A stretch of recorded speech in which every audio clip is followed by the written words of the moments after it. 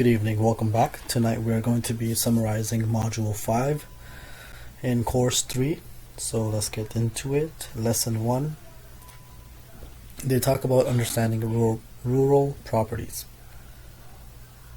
So if we go here into the summary, and we talk about the correct characteristics of rural properties, people who want a quieter, less complicated lifestyle generally settle in rural Ontario. Rural communities are smaller, the overall population is dense, and less dense, and neighbors typically know each other better. The location of these communities, roads, and other developments is impacted by major natural features. Agriculture and the associated businesses are the fundamental occupations in the rural locations. So the types of properties, there are 5 types of properties. There's number 1, rural residential year-round properties. They appeal to buyers who want a location that is quieter with more distance between neighbors.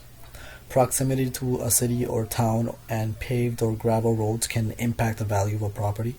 The services and utilities available to a rural property can vary based on the specific locations. And number 2, there's seasonal cottages that are popular. They're a very popular type of property. These are non-winterized structures used during the summer months. A seasonal cottage should be inspected to assess the construction and services provided, such as water and sewer. A seasonal cottage might be purchased with the intent to convert the structure to a year-round home.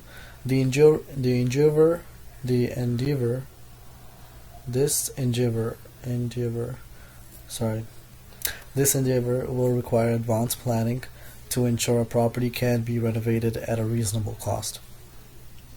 Number 3, there are year-round or seasonal waterfront properties.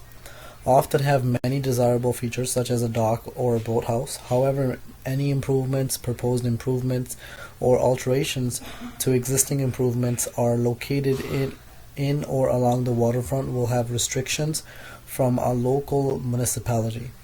The Ministry of Natural Resources and Forestry and the Conservation Authority, shoreline ownership, erosions, and flooding are key aspects of this property type. Number 4, there are hobby farms. They were originally purchased to further a personal hobby such as raising animals or growing crops. Today, hobby farms are often country homes in disguise. When selling this property type, know the buyer's intent use of the property to ensure compliance with the municipality's land use restrictions. And number 5, there are rural residential vacant lots that are very popular for buyers who plan to build a residential home on a lot that affords them more size, amenities such as wood or stream, and increased privacy. A vacant property may appear to need less due diligence than one improved with a structure. However, this is not always the case. Investigations into the lot dimensions, requirements for a lot, severance, available services, extending services to the home, placement of the home on the lot, and obtaining a building permit need to be carried out. That was lesson 1. Moving on to lesson 2, they talk about special considerations for rural properties. So if we go to the summary, so rights and restrictions impacting rural properties. Many rights and restrictions may impact rural properties, such as Planning Act and the Road Access Act. You will need to investigate access situations and include appropriate clauses and offer. Added restrictions are often imposed on rural properties regarding land use, the location of the buildings, required frontages and depths, setbacks, lot coverage, and type of construction. As such, you will also need to access local zoning provisions. Salespersons involved with a rural residential property should understand the intent and the scope of Farming and Food Production Protection Act. This act protects farmers from nuisance complaints and subsequent lawsuits or injunctions. Rights and restrictions about animals for hobby farms are legislated at the municipal level, not at the provincial level. So each community has its own bylaws. The enforcement of these bylaws tend to be complaint driven. Obligations impacting rural properties. In addition, you should be aware of special obligations surrounding zoning, building permits, and conservation authorities. For example, if a seller or buyer plans to build on their rural property and it will affect a newly protected species or habitat, the owner will need a permit or compliance with certain rules and regulations. You would also need to advise the seller or buyer of these restrictions. Most municipalities require people to apply for a permit to cut or harvest trees. You will need to advise a seller or buyer to check with the local municipality to find out if there is a tree bylaw prior to cutting down any trees on the property. And then they talk about impacts of neighboring properties. Neighboring properties can have a major impact on the value, enjoyability, and usability of the rural property. This includes the location of the nearby farmland. Climate can impact which crops farms can grow. The growing season is shorter in northern Ontario than in southern Ontario. Therefore, more crops can grow in southern Ontario farms. More livestock can exist in northern Ontario. Topography can impact where different types of farms are located. For example, a rocky landscape, for example, the Canadian Shield, can make growing certain crops impossible.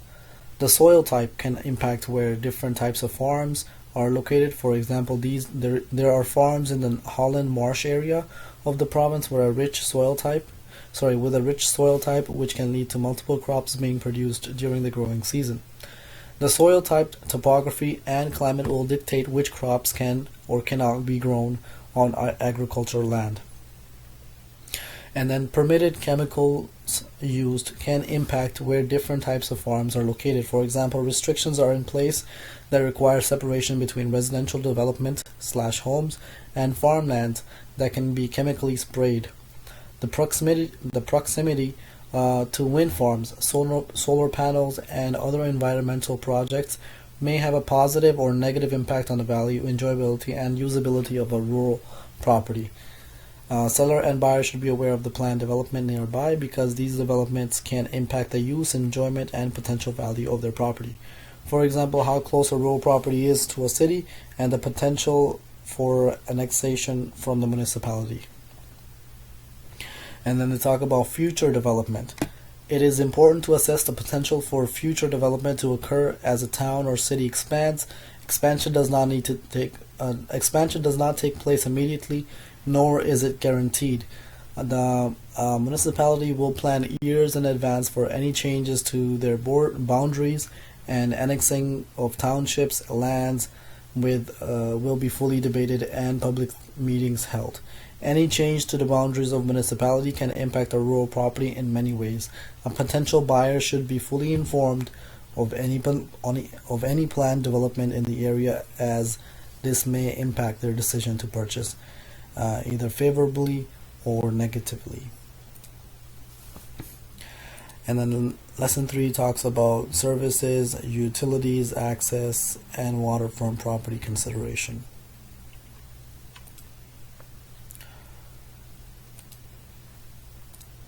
So, how services and utilities available to rural properties may vary by location. Some municipal services may not be available in rural parts of the province, especially remote areas. These services include gas, garbage pickup, municipal waters, municipal sewage, electricity, and telephone. Accessibility to internet and cell service might be limited or non-existent. Buyers might be responsible for the provision of services like hydro and telephone. Procedures may vary in rural areas, including those for mail services, school bus services, and fire services. Insurance rate might be affected depending on which types of these services are not available. You will need to investigate and explain to the buyer what services are not offered by the municipality. Key considerations: there are several unincorporated, or commonly called unorganized, townships or territories within the province where there is no local government in place. The township may have a local service board or any advisory board consisting of volunteer residents to oversee some aspects of the township, such as waste disposal, local roads, and volunteer fire services. Annual fees are paid to oversee these services and can range from a few $100s a year to several to several thousands of dollars a year, several thousands of dollars. Key consideration regarding factors impacting in obtaining insurance. The availability of services to a rural property could have a bearing on the ability to obtain insurance and the premium paid. Risk factors impact home insurance premiums, and due to certain characteristics of rural properties, these risks factors increase. Considerations regarding Crown land. Crown land is land owned by the provincial government and is not typically offered for sale or rent. Most of the Crown's land is found in northern Ontario, where approximately 95% of the land is still Crown land and not privately owned. There is very little Crown land in southern Ontario, as the lands are not typically available to purchase. Access to rural properties may need to cross Crown land. Key considerations regarding access to rural properties. You will need to know if access to the property is via public road, private road, or water access. If the access is year-round or seasonal, you will need to know who owns the access, who has a right of way, and who is responsible for maintenance. Key considerations relating to shore road allowances. So a shore road allowance is 66 feet in depth in width from the high water mark of navigable